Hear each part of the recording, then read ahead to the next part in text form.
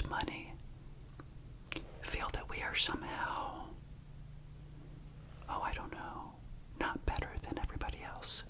But I think we take pride in knowing that our net worth, something that people cannot see, is more important than what people can see. Does that make sense? And that's what I like to teach on ASMR Money Mentor, because, as you know, it's just not mainstream. Most people just spend everything they make. You've got income, expenses, and fun. And after that, there's usually nothing left over for people that are, as we have talked about, underachievers of wealth.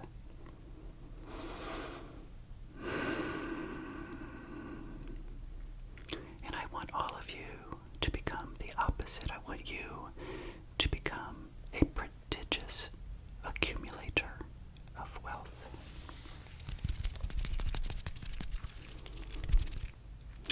And that is why I'm glad that you are here. So welcome again to a new week, episode number 48, where we will be talking about how persistence really does pay off in the future.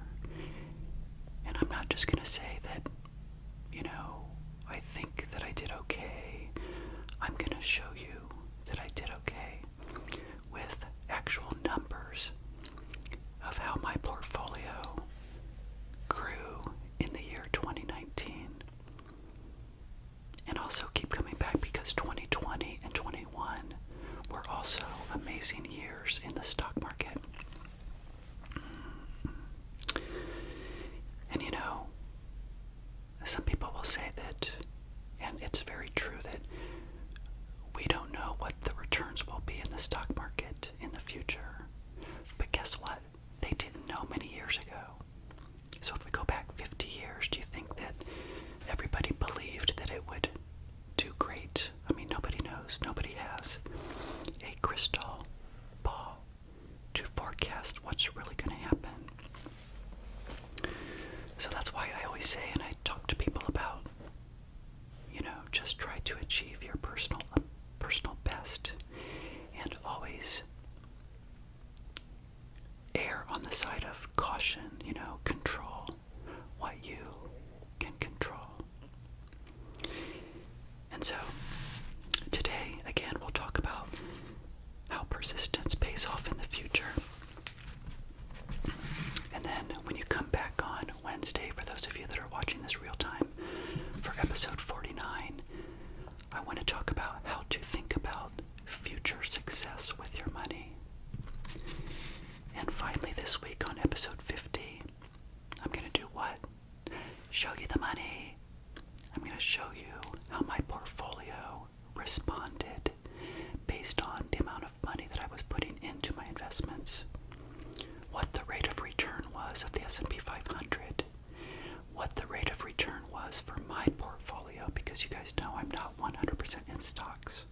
So it's always going to be lower than the performance of the S&P 500 if you have your money balanced into both stocks, bonds, and cash.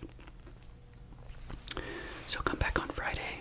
I think you'll be amazed at the numbers, and it will show you that in the future your money can do amazing things. That's why you're building the engine that I always talk about. You're young right now. You've got plenty of time, but you've got to build that engine a little bit every single year.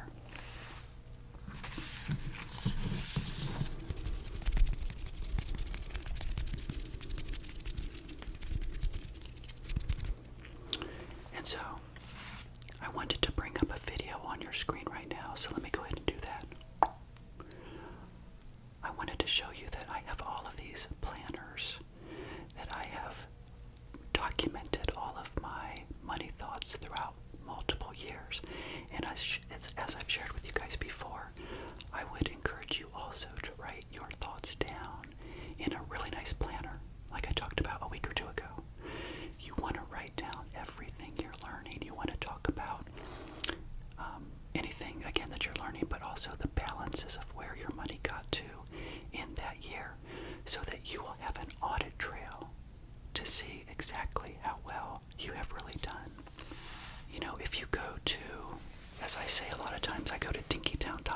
I'll show you that in a couple days as far as the numbers for 2019. But when you look at where people talk about what has happened in the past as far as the S&P 500, I would like to say that from 1970 to the end of 2023, which is 53 years, the S&P 500 has had an annual compounded rate of return of 10.9%, and that includes reinvesting dividends. So the longer you go out in a span of decades, and in this case it's 50 years, so 5 decades and a little bit more, 10.9%. That's pretty darn good if you ask me. And in the last 10 years, from which I am recording this in 2024, it's been about 15.2%. 15.2%. Now, a couple more statistics to share with you. And by the way, I hope you're still awake, because we're talking about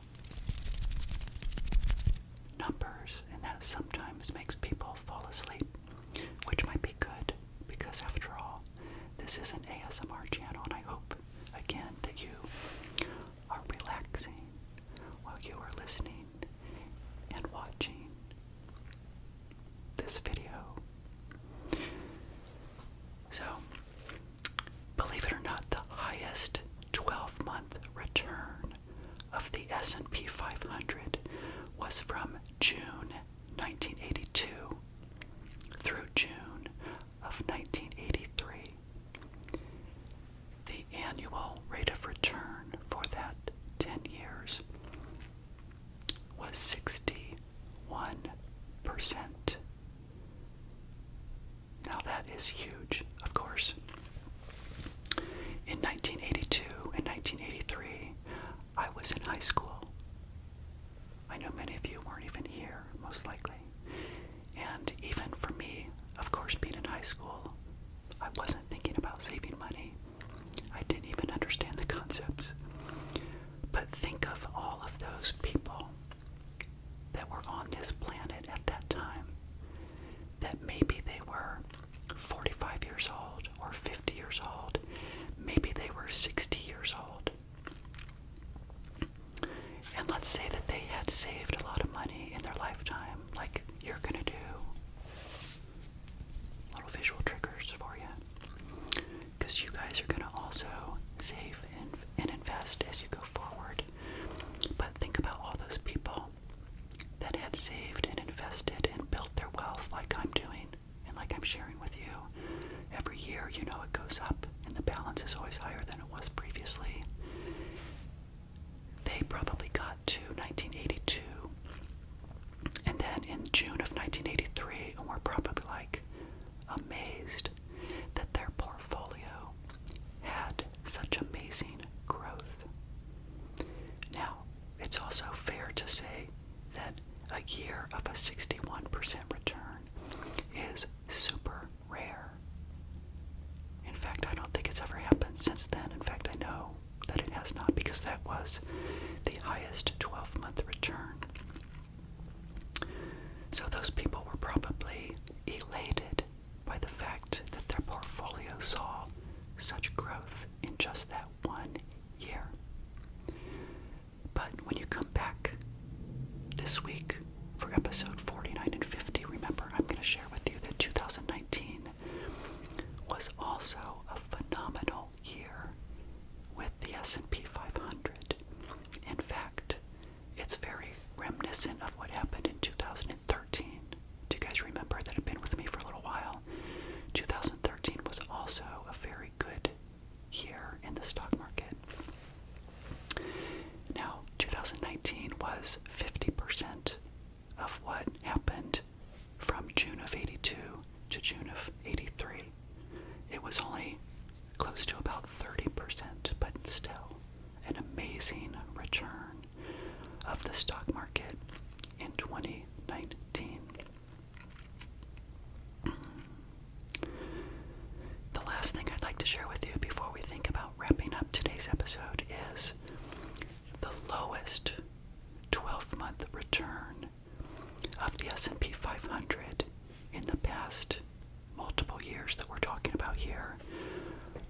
was, as you can imagine, March of 2008 to March of 2009 during the Great Recession.